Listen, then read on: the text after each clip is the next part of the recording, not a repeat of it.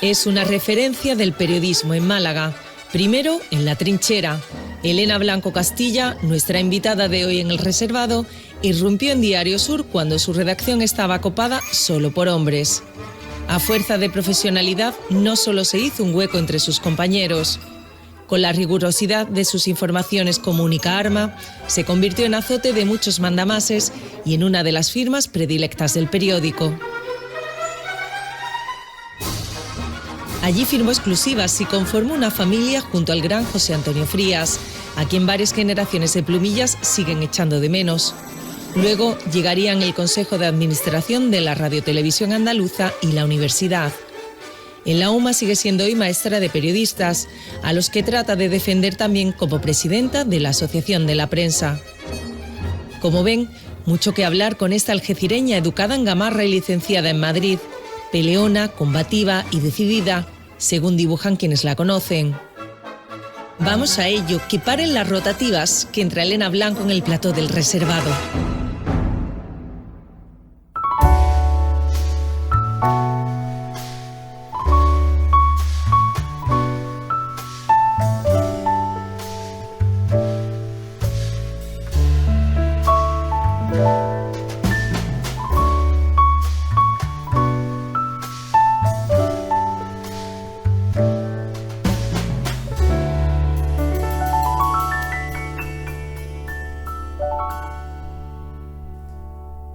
Buenas noches, Elena Blanco Castilla. Qué lujo tener en este programa, qué lujo tener en El Reservado una periodista de referencia de Málaga.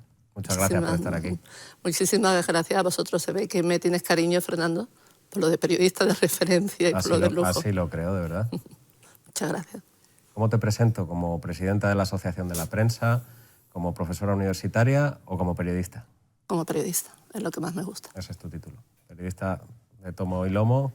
Siempre has sido periodista, pero ahora estás en una responsabilidad como es esa asociación de la prensa.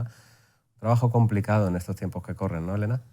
Bueno, la verdad es que la situación es preocupante, por no utilizar un adjetivo más fuerte, ¿no? La profesión está mal y además en un momento que yo considero que es cuando debía de estar más fortalecida, porque es cuando más... Siempre se han necesitado a buenos periodistas y al periodismo, pero en estos momentos yo creo que los retos que hay son tan tremendos, tan importantes, que es fundamental que haya periodistas, buenos periodistas en las redacciones. Yo creo que cuando la pandemia, el periodismo recuperó parte de la credibilidad perdida, que se ha perdido mucho, ¿no? Los ciudadanos recurrieron de nuevo a los medios de comunicación de referencia para intentar comprobar de toda la información, sobre todo que circulaba por las redes sociales, que era cierto y que no era cierto, ¿no? Y eso lo hacían a través de esos medios de referencia. Hay una oportunidad tremenda de mantener esa credibilidad que se ha ido perdiendo por mala praxis. También tenemos que ser... Te voy a preguntar, ¿cuáles han sido los factores que crees que más han incidido en esa pérdida de credibilidad que tenemos los periodistas, incluso las cabeceras o las marcas de mayor arraigo, que siempre han sido creíbles? Bueno, yo creo que el principal problema es la precariedad del trabajo del periodista. Cuando un periodista no está suficientemente gratificado por su trabajo, es decir, no percibe lo que realmente le corresponde, yo creo que eso va en deterioro también del trabajo que hace. No somos héroes, ¿no? Necesitamos vivir y cada día es más difícil vivir del periodismo. Por tanto, eso creo que es una parte importantísima. Otra parte también es la precariedad en el trabajo, es decir, las redacciones han menguado muchísimo, no se puede mantener una calidad de la información sin periodistas suficientemente formados, sin periodistas que tengan tiempo de investigar la noticia que le llega, de ver si es falsa primero, sobre todo, ¿no? Y sobre todo ahora con el problema de la desinformación. Y, hablaremos de la y contrastar con otras fuentes.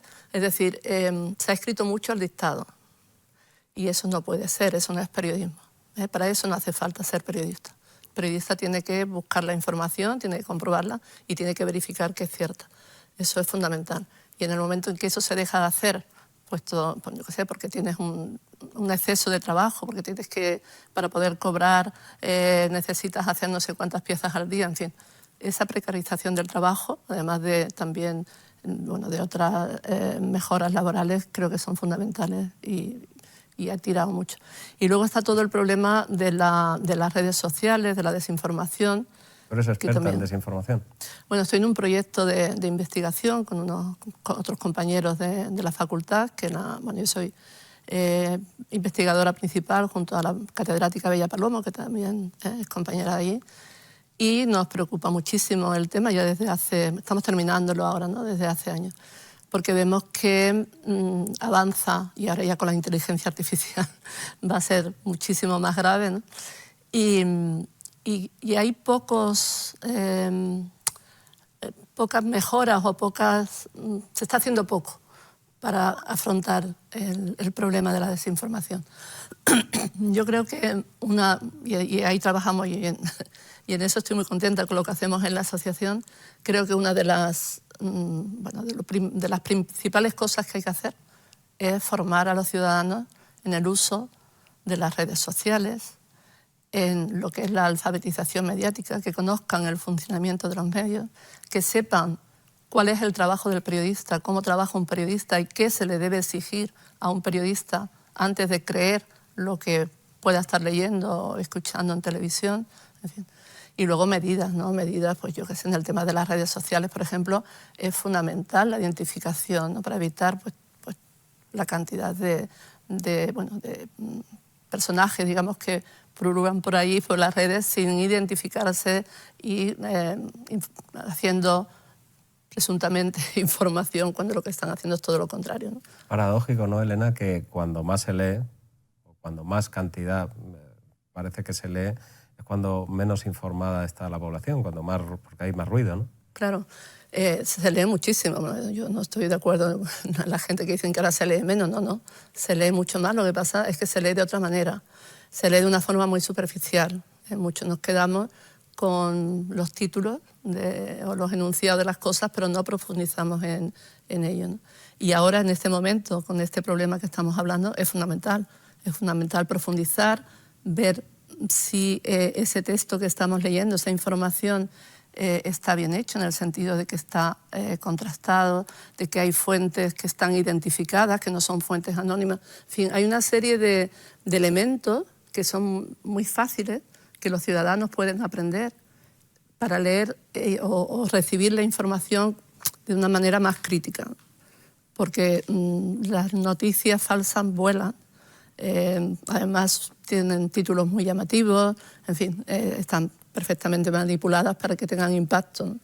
Entonces luchar contra eso solo no, pero principalmente debe ser con la formación de los ciudadanos. ¿Cómo hacer esa pedagogía tan complicada de explicarle a la gente, de explicarle a los lectores, a los que inundan esos mensajes por el WhatsApp?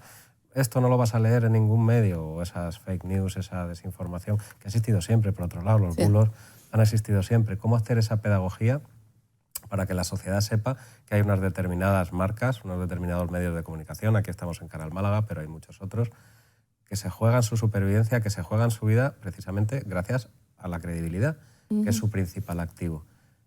Hay distintas cosas que se pueden hacer.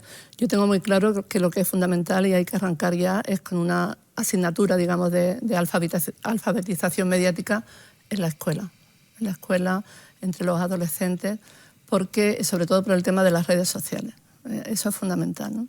Y ahí también estamos trabajando nosotros con este proyecto que hemos comentado nacional de investigación y también desde la asociación. Pero luego a los ciudadanos hay que decirle que no se queden solos. Muchas veces los ciudadanos, yo creo, que vamos a buscar una noticia o vamos a leer un periódico para reafirmarnos en lo que pensamos, no para informarnos de lo que realmente pasa. Por eso siempre es bueno leer más de un medio o escuchar más de una radio o ver más de una televisión, ¿no? Porque la noticia suele ser la misma, pero los enfoques son distintos, ¿no? Y bueno, el ciudadano tiene que recibir toda esa información y luego aplicar, digamos, una serie de criterios para ver qué es lo que realmente está pasando. Creo que eso también es un problema en relación con la credibilidad. Es lógico que los medios tengan su ideología. Eso es así, cada medio tiene su línea editorial y bueno, si no sería todo tremendamente plano, ¿no? Pero hay que saber distinguir lo que es información y lo que es opinión, ¿no? Y aquí muchas veces mezclamos las dos cosas. Todo ese tipo de buena praxis yo creo que es fundamental para recobrar esa credibilidad que va a costar mucho. Sin duda el momento de polarización que vivimos en España no ayuda, ¿verdad? Para nada, para nada. Yo creo que situaciones difíciles en este país se han vivido muchísimas y lo que yo he hecho más en falta, digamos, ¿no? Pensando en otros momentos, es la falta, digamos, de respeto a la idea de los demás. No las compartimos, pero escuchamos y oímos con respeto lo que los demás piensan, ¿no? Yo creo que eso fue una parte importante en la transición y en los años que siguieron a la transición. Lógicamente la situación política ahora no tiene nada que ver, y la situación del país con aquello, pero esa parte sí que la echo de menos. No tiene nada que ver, pero sería hasta sano recordar que la democracia y la libertad de prensa, la libertad de expresión no siempre han estado aquí y que habría que cuidarla, ¿no? Porque da la impresión de que hay generaciones ya que se creen que eso viene dado y no es así. No viene dado y hace unos días hicimos una concentración en defensa de una compañera de Huelva que bueno, está condenada a 2 años de cárcel por haber publicado parte de un sumario que no era secreto tampoco, o sea, que eso lo hacen... Del asesinato de Laura Luelmo. Lo del asesinato de Laura Luelmo, ¿no? Lo que la sentencia viene a decir es que el juez puede decidir qué es noticiable y qué no. O sea, con lo cual es peor que la censura de hace X años, ¿no? Es mucho peor, o sea, es decir, bueno... y además te puede condenar a posteriori, es decir... Como no hay criterio, no hay nada, pues luego viene un juez y dice, no, esto que ha publicado no era publicable, pero sí es verdad, sí es verdad. Está en el secreto, está en el sumario, que no es secreto, sí, pero no me gusta que lo publique. O sea, es un atentado a la libertad de prensa y a la libertad de expresión tremendo. Eso unido a las ruedas de prensa sin preguntas, que no son ruedas de prensa, señores, llámenlo de otra manera. Son comparecencias que me puede dar usted un comunicado, un vídeo y no hace falta que el periodista tenga que ir a escucharle, ¿no? O prohibir la entrada a periodistas porque ideológicamente el medio no les cae bien a uno. En fin, todo este tipo de cosas que está pasando. Vemos también una militancia en según qué medios en estas ruedas de prensa que... Lógicamente eso no ampara que tuvieran que ser despedidos de una rueda de prensa o que no se les permite la entrada, pero una militancia que tampoco dice mucho en pro de la profesión, ¿no? Hombre, yo me preocupa mucho cuando vemos a un periodista que ya sabemos qué va a decir o qué va a preguntar. Eso, lógicamente, en todo el problema de la credibilidad también tiene muchísima culpa, ¿no? El periodista es difícil que sea objetivo porque todos tenemos nuestra manera de pensar, pero el periodista tiene que ser profesional y saber hasta dónde puede llegar. Lo que pasa es que también, aunque hay periodistas, digamos, conocidos en esas ruedas de prensa o en esos debates que vemos en la televisión, también hay otras personas que se confunden con periodistas que no lo son, ¿no? Y eso también hay que empezar a distinguirlo, pero el problema viene sobre todo de ellos, ¿no? Que hacen un trabajo en la línea de algún partido, de alguna posición ideológica, y eso es grave, es grave. Sin esa empatía que antes demandabas. Oye, Elena, paso a tu faceta de profesora universitaria, con todo este panorama que estamos contando. ¿Qué percibes en tus alumnos? ¿Hay ilusión? Recientemente hemos visto estudios que dicen que la carrera de periodismo ya no es tan valorada, ya no es tan demandada como era hace algunas décadas, como que está cayendo bastante. Sí, venía un trabajo el otro día en El País que hablaba de la Facultad de Madrid. En el caso nuestro no, en Málaga no ha pasado esto. De momento, por lo menos no ha pasado, no ha bajado el número de matriculaciones, ¿no? Pero bueno, es todo como una pescadilla que se muerde la cola. Lo primero es que, a pesar de que, de los años que ya llevan las facultades, ¿no? Desde el año 72, creo que se fundaron la de Madrid y alguna más, la de Barcelona y Bilbao, creo que fueron 3, las primeras, Desde entonces hasta ahora no hemos conseguido que la titulación sea un requisito para trabajar como periodista. Con lo cual, periodista realmente puede ser cualquiera. Quitando las empresas públicas, que sí, digamos, respetan lógicamente una titulación que nos está costando dinero a todos los españoles en la universidad pública. En las empresas no le dan tanto valor a ese tema. Eso es algo que lógicamente va en detrimento también de los alumnos, que dicen, bueno, yo ¿para qué estudio esto si luego puedo entrar pues vía máster, por ejemplo, ¿no? Hago cualquier otra cosa y entro con un máster, o simplemente escribo bien y he hecho, yo qué sé, otras económicas y, bueno, y entro por ahí. El que no sea un requisito, eso también disuade un poquito a los alumnos. Yo, de todas formas, creo que llegan con muchísima ilusión, un poco perdidos, porque, claro, esto del periodismo es como muy romántico, es una profesión maravillosa. Yo por Creo eso, que así hemos llegado todos, ¿no? Bueno, así hemos llegado todos. Lo que pasa es que, no sé, cuando yo, claro, en otros tiempos, cuando yo empecé, a mí mis referentes, yo sé, por de la Cuadra Salcedo, ¿no? Esta gente que ya empezaba a moverse, los corresponsales y tal. Y ahora les preguntas y, bueno, y muchos se quedan en influencer, no en periodistas. Con lo cual creo que tienen ahí un poquito también de lío, ¿no? De lo que es una cosa y de lo que es otra. Y Elena Blanco no quería ser de pequeña influencer. Bueno, ¿Cuándo supo que quería ser periodista? Bueno, yo me gustaban dos cosas. El periodismo desde siempre, desde que empezó la televisión, con aquellos reportajes y tal, que nos congregábamos la familia a ver la televisión entonces, con una sola cadena, en fin, aquellas cosas. Y médico. Eran las dos profesiones que me gustaban muchísimo, ¿no? Al final me decidí por el periodismo, no sé.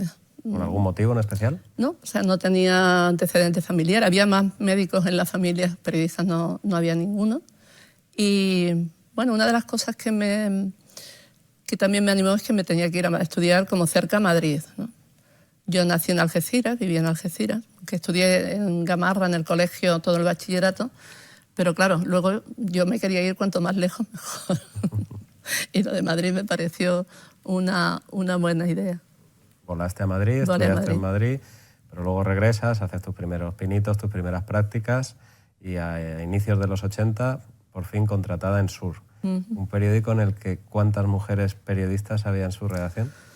Contratada éramos dos, creo recordar, que era Carmen Villodres y yo. Había más mujeres, pero que se dedicaban a otros aspectos. Sí, estaba, pues, yo sé, desde la secretaría del director, en la administración había también más mujeres, pero en las redacciones éramos nosotras. Venían alumnas en prácticas que también estaban durante el verano y tal, pero había habido alguna mujer antes, no fuimos las primeras ni mucho menos, había habido algunas también casos así esporádicos y sueltos, ¿no? ¿Y cómo es la entrada de una mujer en una redacción tan poblada por hombres y entiendo que tan machista como debía ser? Bueno, a ver, más que machista era paternalista. Éramos las niñas que llegábamos a... Yo recuerdo que el director entonces era San Cajigas, no nos quería mandar a actos que fueran muy tarde porque a las 10 de la noche se suponía que ya teníamos que estar en recogidas casa. Claro, teníamos que estar recogidas. Por favor, pero si yo a este tema quiero ir, ¿no? Entonces era más paternalista que machista. Luego la mayoría de la redacción eran mayores, ya eran personas mayores que habían vivido la guerra civil, imagínate. El más joven era Joaquín Marín, era que un poco el que nos apadrinaba a todos, ¿no? Nos cogía allí bajo su protección y nos ayudaba y nos enseñaba muchísimo. Yo recuerdo que cuando llegué me mandaron, el primer trabajo que hice fue una conferencia del entonces rector de la universidad. Y cuando volví, me dijeron, venga, que no has saludado al director, entra, que ya los demás compañeros han entrado. Y bueno, entré y bueno, bienvenida, tal, ¿qué has hecho? Bueno, yo, eran mis primeras prácticas, no tenía ni idea, y cogí la conferencia como si fueran los apuntes de clase. Yo llevaba 3 folios o 4. Y cuando me dijo, tienes que dejarlo en 10, 15 líneas, digo, madre mía. Salí casi llorando de esto, ¿cómo lo hago? No tenía ni idea. Y Joaquín nos echó una mano allí. Y luego afrontaste unos temas de los que son duros del periódico, sí. Medio ambiente, urbanismo, que cualquiera a lo mejor podía haber pensado, no, mujer periodista, la crónica social. Bueno, sí, y empecé así. Empecé con la crónica social. ¿Ah, sí? Yo el primer verano de práctica y el segundo creo que me tragué todas las elecciones de Misses de la Costa del Sol. Que entonces cada discoteca tenía Miss Costa del Sol no sé qué, bueno, una cosa tremenda. Y bueno, hay muchos temas de cultura y tal. Pero yo al margen de eso iba llevando temas. O sea, no me quedaba con lo que me enviaban a hacer, porque si no digo, de aquí no me voy a mover, claro. A mí me apasionaba la arqueología y me apasiona, y los temas de medio ambiente. Temas que en aquel momento en Sur no se habían tocado todavía, ¿no?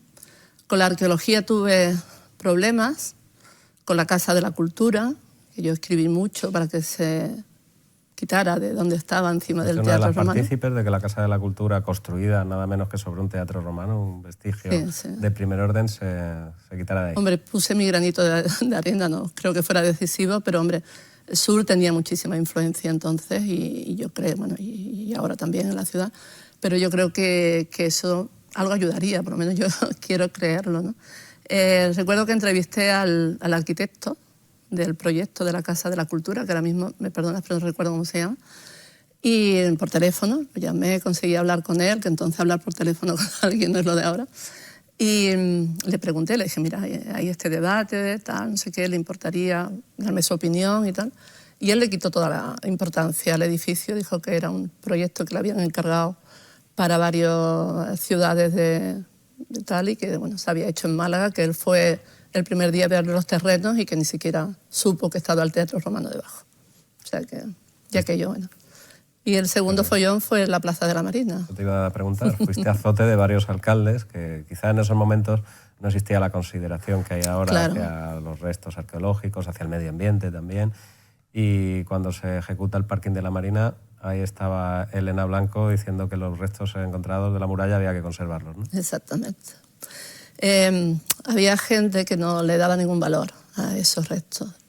De hecho, se destruyó bastante. Se destruyó una parte de la muralla para poder hacer Pero bueno, conseguimos que quedara ahí ese recuerdo, ¿no?, de que la muralla estuvo ahí, porque era mucho más larga y más alta, ¿no? Entonces yo me puse ahí en plan guardia urbano a vigilar cualquier movimiento en las obras del parking para denunciarlo e intentar, bueno, conservarlo. Ahí está, ¿no? ¿Cómo se resisten? Entiendo que habría muchas presiones en ese momento y que habría hasta una incomprensión por parte de un ayuntamiento. Sí, bueno, yo recuerdo que Sur, ¿no? entonces estaba Pedro Aparicio de alcalde. Yo siempre tenía buena relación con él y la tuve sobre todo luego al final, era un magnífico alcalde. Recuerdo que se enfadó muchísimo, yo era corresponsal del País también entonces, y mandé una noticia sobre el tema al País, que titularon, claro, el título no lo ponía yo, Málaga destruye las murallas de la ciudad. Y aquello a él le sentó fatal, porque dice, Elena, no son las murallas de Ávila, es que la gente no sabe de qué estamos hablando. Y bueno, eso le sentó mal. Pero había presiones, sí. Pero yo nunca, la verdad es que tanto en Sur como en el País, el tiempo que he trabajado como periodista, nunca me he sentido presionada hasta el punto de decir, esto no se puede publicar. No, para nada, nunca. ¿Ni has tenido nunca una orden de un superior directo diciendo, Elena, este tema déjalo? Yo, cuando he llevado los temas, yo creo que estaban tan consolidados y tan evidente que el tema era así, que es la vida, es la vida. Ahora me casa lo que me han dicho de ti algunos de tus excompañeros en Sur. Peleona, combativa y decidida. Dicen que eras. ¿Te identificas? Sí. ¿No lo parezco? Ahora ya estoy más tranquila, pero cuando... En fin, cuando veo algo claro intento ir por ello, pero siempre con argumentos. Nunca me ha gustado ser, bueno, agresiva ni nada de esto, ¿no? Creo, en ese sentido soy tranquila, pero cuando las cosas están ahí, están claras, voy por ellas. ¿Y quién era Pavana, esa firma que aparecía en Sur? Pero bueno, eso como lo sabes. Me protege el secreto profesional. Vale. Parece mentira que una presidenta de la Asociación de la Prensa me quiera sacar la hombre, es que me ha fuente. sorprendido porque eso fue casi en los orígenes. A ver, Pavana tiene una historia muy graciosa. Esos contenidos, tanto los temas arqueológicos como los temas medioambientales, no tenían recorrido en Sur en aquel momento.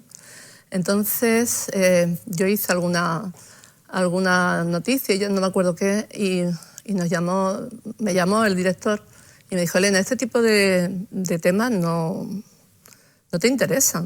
Tu firma no va a tener mucho prestigio hablando de estos temas. Entonces me gustaría que lo firmaras de otra forma, con un seudónimo y tal. Y coincidió que hicimos un reportaje, que era El toro de cuerda de Gaucín, y lo hice con José Antonio Frías, que luego fue mi marido.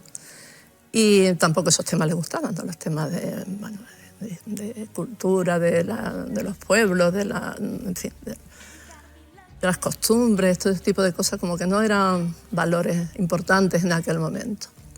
Y dijimos, ¿y cómo firmamos esto? Ya que firmamos los dos, nos gustaban los temas, empezamos a ver temas que podíamos hacer juntos. Y estaba muy de moda entonces Juan Salvador Gaviota. Y en Algeciras, no sé, Málaga yo creo que también, a las gaviotas le llaman pavana. Y no sé, ahí surgió el nombre y era nuestra firma. Con eso hicimos también todo el tema de la desembocadura del Guadalhorce, que en aquel momento estaba, bueno, había un empresario, creo que era francés, no recuerdo muy bien, que estaba echando escombros en las lagunas para hacer una macrourbanización de lujo, etc. Y eso sí conseguimos pararlo. Ahí Pavana consiguió parar las obras de la desembocadura del Guadalhorce. Un buen trabajo. Sí. Elena, está sonando Woman de Nene Cherry, que es la canción que has elegido para terminar este programa. Es una pena que se vaya a terminar, porque yo me lo estoy pasando muy bien hablando de periodismo, que es lo que me apasiona, y confío en que estemos siendo capaces de transmitir esa pasión a nuestros espectadores. ¿Por qué has elegido este tema? Siempre me ha gustado, ¿no? Hay una razón. Creo que, bueno, se identifica un poco también con la forma de ser mía, ¿no? Estaba entre esta y Mayhem de John Lennon, que me apasiona también. Pero digo, bueno, esta quizás sea un poco más original y puede ir un poquito con mi forma de ser y con lo que yo pienso. Pues ya te digo, se me ha hecho muy cortita esta entrevista, pero tenemos que despedirnos. Pues yo también, la verdad que pensé que esto de ser entrevistado era más difícil. Parece mentira con las entrevistas que habrás hecho. Entre ellos me han dicho de Johan Cruyff, ¿no? Ah, sí, también. A Johan Cruyff, esa fue muy divertida. Que además le gustó mucho. Sí, porque yo creo que es la primera vez que le preguntaban por algo que no fuera el fútbol. Yo no sabía de fútbol, no le podía preguntar por el fútbol. Qué grande. Pues muchísimas gracias, Elena Blanco Castilla, por haber estado aquí. Ha sido un verdadero lujo contar con tus opiniones, con tus reflexiones sobre el periodismo. Muchísimas gracias a vosotros.